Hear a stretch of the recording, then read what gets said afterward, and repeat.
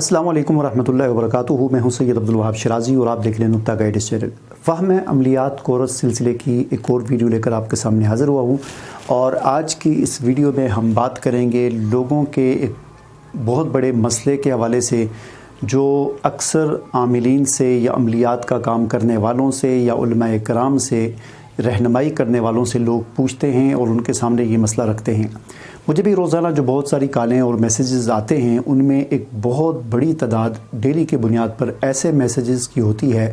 کہ جن میں یہ پوچھا گیا ہوتا ہے اور یہ بتایا گیا ہوتا ہے کہ ہمارا کوئی کاروبار نہیں، ہمارا کوئی ہم پر رزق کی بندش ہے، کیا ہے آپ حساب کر کے بتائیں، ہم اگر سونے کو بھی ہاتھ لگاتے ہیں تو وہ مٹی بن جاتا ہے، وغیرہ وغیرہ اس قسم کے سوالات جو ہے وہ آتے ہیں. تو آپ حضرات جو عملیات کی اس نظام کو، اس دنیا کو سمجھنا چاہتے ہیں، اور ظاہر بات ہے کہ آپ سے بھی علماء کے طبقے سے آپ کا تعلق ہے، آپ عالم دین ہیں یا آپ پڑھے لکھے ہیں، لوگوں کی گائیڈنس اور رہنمائی کا کام آپ کرتے ہیں، تو لازماً آپ سے بھی اس قسم کے سوالات اور اس قسم کے جو ہے وہ آپ سے لوگ کریں گے. تو دیکھیں، سب سے پہلے اس بات کو سمجھیں کہ اس دنیا کا بلکہ اس پوری کائنات کا جو نظام ہے یہ ایک قانون کے تحت چل رہا ہے. اللہ تعالیٰ نے ظاہر بات ہے ہر کام کرنے والی ذات اللہ کی ذات ہے، حکم اسی کا چلتا ہے، لیکن اللہ تعالیٰ نے اس کائنات کو کچھ قوانین کے اندر جکڑا ہوا ہے، کچھ قوانین ہیں، ان قوانین کے تحت پوری کائنات کا نظام چل رہا ہے. مثال کے طور پر ہم سورج کو لیتے ہیں تو سورج کو اللہ تعالیٰ نے ایک جب سے بنایا ہے، لاکھوں سال، ہزاروں کروڑوں سال پہلے جب سے یہ بنا ہے، اس کو جس قانون کا پابند کیا ہے یہ اسی کے مطابق چل رہا ہے. اپنے وقت پر سال کے 12 مہینے ہر دن طلوع ہوتا ہے اور اپنے وقت پر غروب ہوتا ہے. چاند کا نظام ہے وہ اسی طرح چل رہا ہے. اسی طرح تمام ستارے، سیارے، پہاڑ، دریا، بارشیں، بادل اور درخت، چرند پرند، فصلیں، ہر چیز ایک قانون کے تحت چل رہی ہے. اسی طریقے سے سب کچھ ہو رہا ہے. ٹھیک ہے، اس سے آپ کو ایک یہ پتہ چل گیا کہ یہ سب کچھ خود بخود نہیں ہو رہا بلکہ اللہ کے حکم سے ہو رہا ہے، اور اللہ کا حکم قوانین کی شکل میں یہاں پر نافذ ہے اور اس کے مطابق سب کچھ ہو رہا ہے. بالکل ایسے ہی ہم انسانوں کا جو نظام ہے وہ بھی اللہ تعالیٰ کے کچھ قوانین کے تحت چل رہا ہے. دنیا کا جو نظام ہے یہاں پر کاروبار جو ہے اس کے بھی کوئی طریقے ہیں، اس کے بھی کچھ قوانین ہیں. عام طور پر کیا ہوتا ہے کہ لوگ اس بات کو سمجھتے نہیں، اور جن کے پاس رہنمائی کری جاتے ہیں جیلی عاملوں کے پاس، وہ بھی ان کو اس بات کی رہنمائی نہیں کرتے بلکہ وہ آنے والے کو فوراً کہہ دیتے ہیں میں نے حساب کیا، تم پر جادو ہے، تم پر رزق کی بندش ہے، تم پر کاروبار کی بندش ہے، یہ ہے وہ ہے، اور اس طرح اس کو مزید ذہنی طور پر پریشان کر کے رکھ دیتے ہیں. تو ہمیں سب سے پہلے یہ سمجھنا چاہیے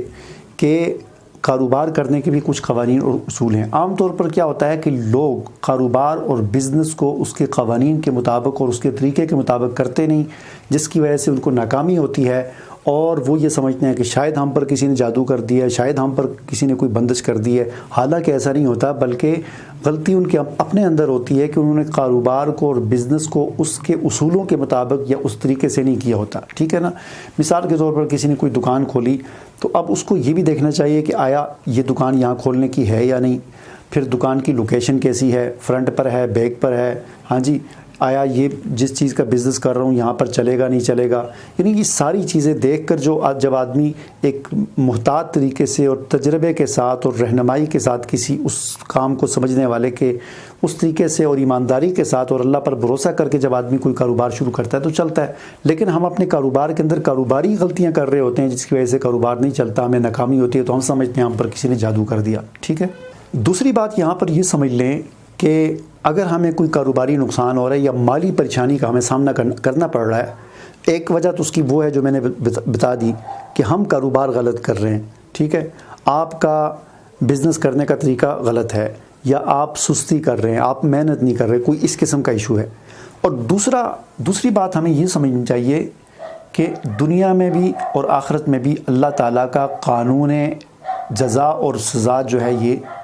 جاری ساری ہے. دنیا کے اندر بھی اللہ تعالیٰ جزا بھی دیتا ہے، سزا بھی دیتا ہے، لیکن اصل جزا اور سزا آخرت میں ہوگی. ٹھیک ہے. لیکن قرآن پاک میں اللہ تعالیٰ نے واضح طور پر فرمایا کہ ما اصاب من مصیبت الا باذن اللہ، تم پر جو بھی مصیبت آتی ہے وہ اللہ کی طرف سے آتی ہے. ٹھیک ہے. اسی طرح فرمایا وَلَنَبْلُوَنَّكُمْ بِشَيْءٍ مِّنَ الْخَوْفِ وَالْجُوعِ وَنَقْصٍ مِّنَ الْأَمْوَالِ وَالْأَنفُسِ وَالثَّمَرَاتِ وَبَشِّرِ الصَّابِرِينَ، کہ ہم تمہیں ضرور آزمائیں گے، تمہارا جانی نقصان کر کے، مالی نقصان کر کے، کاروباری نقصان کر کے، تمہارا بزنس اس کا نقصان کر کے، یعنی مختلف طریقوں سے آزمائیں گے۔ تو ہمیں دو چیزیں پتہ چلی، ایک تو یہ پتہ چلا کہ دنیا دارالامتحان ہے، یہاں پر اللہ کی طرف سے آزمائشیں آتی ہیں، ٹھیک ہے۔ دوسری بات ہمیں یہ پتہ چلی کہ جو بھی مصیبت آتی ہے اللہ کی طرف سے آتی ہے۔ اسی طرح فرمایا ظہر الفساد فی البر والبحر بما کسبت ایدی الناس، اس زمین پر جو بھی فساد بحر و بر کے اندر جو ہے وہ مچتا ہے، جو بھی فساد ہوتا ہے، تو وہ انسان کے اپنے ہاتھوں کی کمائی ہوتی ہے، ٹھیک ہے۔ تو ان باتوں کو مد نظر رکھتے ہوئے ہمیں یہ سمجھنا چاہیے کہ اگر ہم کاروبار بھی ٹھیک کر رہے ہیں، ہر چیز ہم درست کر رہے ہیں، ہر چیز، لیکن پھر بھی اگر کوئی مسئلہ ہے، پھر بھی کاروباری مالی مشکلات کا ہمیں سامنا کرنا پڑ رہا ہے، تو ہمیں اس بات کی طرف غور کرنا چاہیے کہ یہ مصیبت اللہ کی طرف سے ہے، اللہ کی طرف سے آزمائش ہو سکتی ہے، اور یا پھر ہم سے کوئی ایسی غلطی ہو رہی ہے دین کے معاملے میں، اللہ اور اس کے رسول کے معاملے میں، کہ جس کی سزا ہمیں اللہ تعالیٰ یہاں پر تھوڑی سی ہمیں سزا دے رہا ہے، ہمیں جگایا جا رہا ہے، ہمیں جو ہے تھوڑا سا ڈرایا جا رہا ہے کہ ہم جس راستے پر چل رہے ہیں غلط راستہ ہے، اس گناہوں کے راستے کو چھوڑ کر ہم سیدھے راستے پر آ جائیں، ٹھیک ہے۔ پھر اسی طرح اس دنیا کے اندر خیر و برکت کے جو اصول اور قواعد ہیں، جو قانون ہے اللہ تعالیٰ کا، وہ بھی اللہ نے قرآن مجید میں واضح طور پر فرمایا ہے۔ قرآن مجید میں جگہ جگہ یہ آیات موجود ہیں۔ بدقسمتی یہ ہے کہ ہم قرآن کو پڑھتے ہیں تو ترجمے کے ساتھ نہیں پڑھتے، ہمیں کوئی پتہ نہیں کہ قرآن کے اندر کیا لکھا ہوا ہے۔ تو قرآن میں جگہ جگہ اللہ تعالیٰ فرماتے ہیں، ایک جگہ فرمایا وَلَوْ أَنَّ أَهْلَ الْقُرَىٰ آمَنُوا وَاتَّقَوْا لَفَتَحْنَا عَلَيْهِمْ بَرَكَاتٍ مِّنَ السَّمَاءِ وَالْأَرْضِ، فرمایا کہ اگر بستی والے ایمان لائیں اور تقوی کی زندگی اختیار کریں تو ہم ان پر آسمان سے اور زمین سے برکتوں کے دہانے کھول دیں۔ لفتحنا علیہم برکات من السماء والارض، ہم برکتوں کے دروازے کھول دیں گے آسمان سے بھی اور زمین سے بھی، یعنی زمین بھی برکتوں کو اگلے گی اور آسمان سے بھی برکتیں نازل ہوگی، لیکن شرطیں دو ہیں، ایمان اور تقوی۔ اب سوال پیدا ہوتا ہے تقوی کیا ہے؟ آسان الفاظ میں یہ سمجھ لیں، تقوی کا مطلب ہے اللہ اور اس کے رسول صلی اللہ علیہ وسلم کی نافرمانی سے بچنا۔ ہم کوئی ایسا کام نہ کریں جو اللہ کی نافرمانی ہے، ہم کوئی ایسا کام نہ کریں جو رسول اللہ صلی اللہ علیہ وسلم کی نافرمانی ہے، اور اللہ اور اس کے رسول کی مکمل اطاعت کریں، گناہوں سے اپنے آپ کو بچائیں، دین کے مطابق اپنی زندگی گزاریں، یہ تقوی ہے۔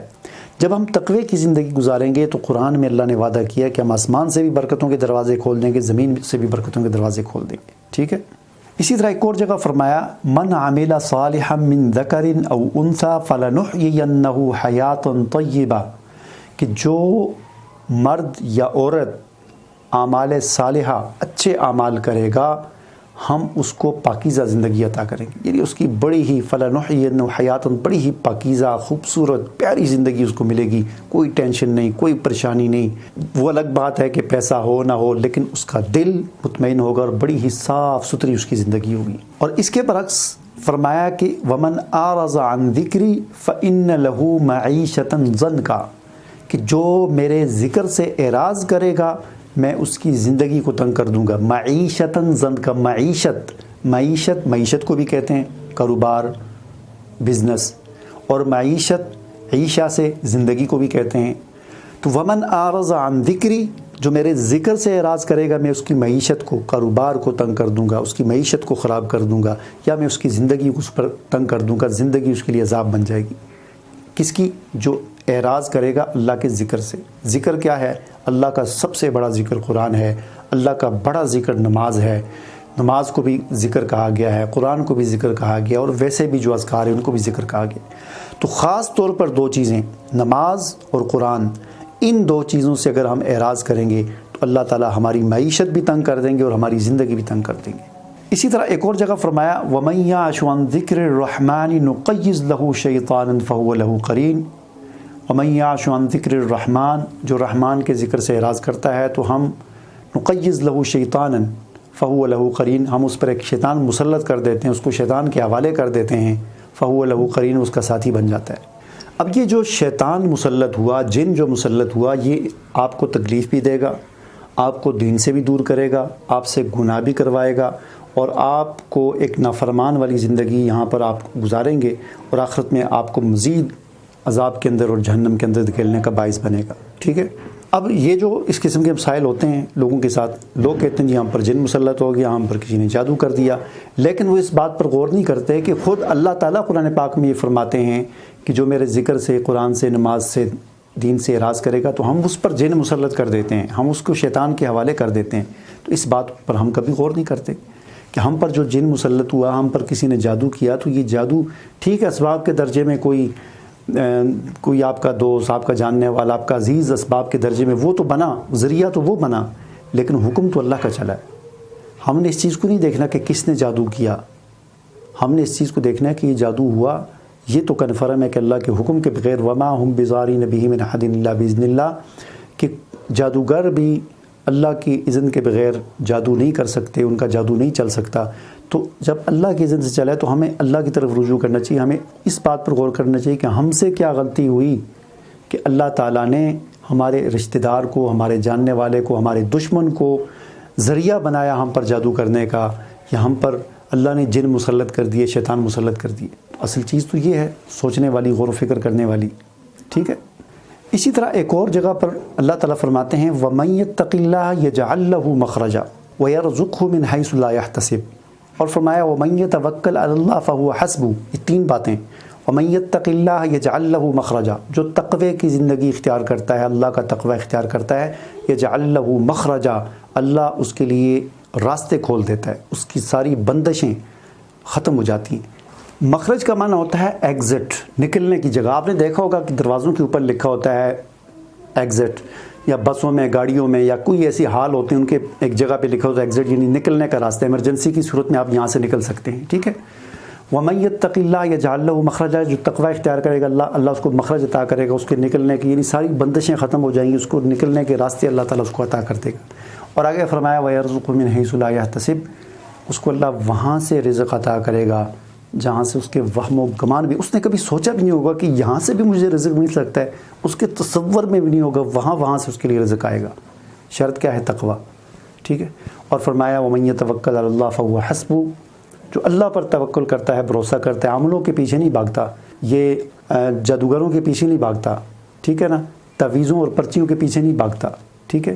بلکہ اللہ پر توکل کرتا ہے، فَهُوَ حَسْبُهُ، اللہ اسے کافی ہو جاتا ہے۔ پھر اسے نہ کسی پرچی کی ضرورت پڑتی ہے، نہ گلے میں کوئی دھاگا باندھنے کی ضرورت پڑتی ہے، نہ یہاں پر کوئی ریڈ کلر کی ڈوری باندھنے کی ضرورت پڑتی ہے، اسے کسی چیز کی ضرورت نہیں پڑتی، کیونکہ اللہ اس کے لیے کافی ہو گیا، تو پھر اس کو کس چیز کی ضرورت ہے، ٹھیک ہے نا۔ لیکن جب ہم اللہ پر توکل نہیں کرتے، اللہ سے دوری اختیار کرتے ہیں، تو پھر ہمیں یہاں پر ڈوریاں باندھنی پڑتی ہیں، ہمیں گلے میں تعویذ لٹکانے پڑتے ہیں، بازو پر تعویذ باندھنے پڑتے ہیں، کبھی پیٹ پر تعویذ باندھنے پڑتے ہیں، اور پھر جا کر ان عاملوں کے پاس جا کر لٹنا پڑتا ہے، عورتوں کو اپنی عزتیں گنوانی پڑتی ہیں، اور پتہ نہیں کیا کیا کرنا پڑتا ہے، ٹھیک ہے نا، جب اللہ سے دوری اختیار کی جاتی۔ تو خلاصہ کلام یہ ہوا کہ ہمارے تمام مسائل کا حل، چاہے وہ کاروباری ہوں، رزق کے معاملات ہوں، اصل چیز یہ ہے کہ ہم دین کی طرف لوٹیں، قرآن کی طرف لوٹیں، قرآن کو پڑھیں، ترجمے کے ساتھ پڑھیں، سمجھ کر پڑھیں، تو انشاءاللہ اس تقوی کی زندگی کی برکت سے آسمان سے بھی برکتیں کے دروازے کھلیں گے، زمین بھی اپنی برکتیں اور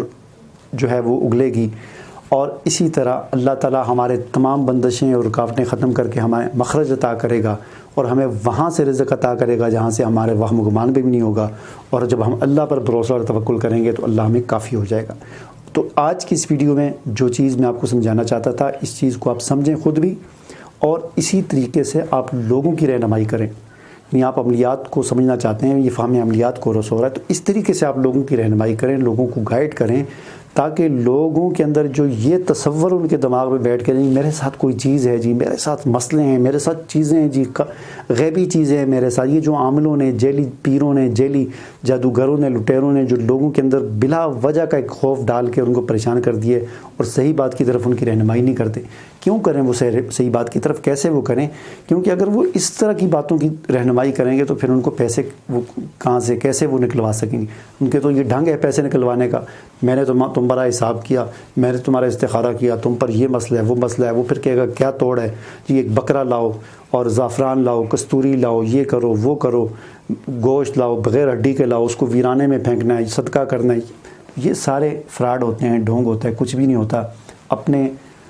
جو ہے اللہ کے ساتھ اپنا تعلق مضبوط کریں، قرآن کو پڑھیں، قرآن کے ساتھ تعلق مضبوط کریں۔ اللہ تعالی ہمارا حامی و ناصر ہو۔ مجھے اجازت دیجیے، اللہ حافظ۔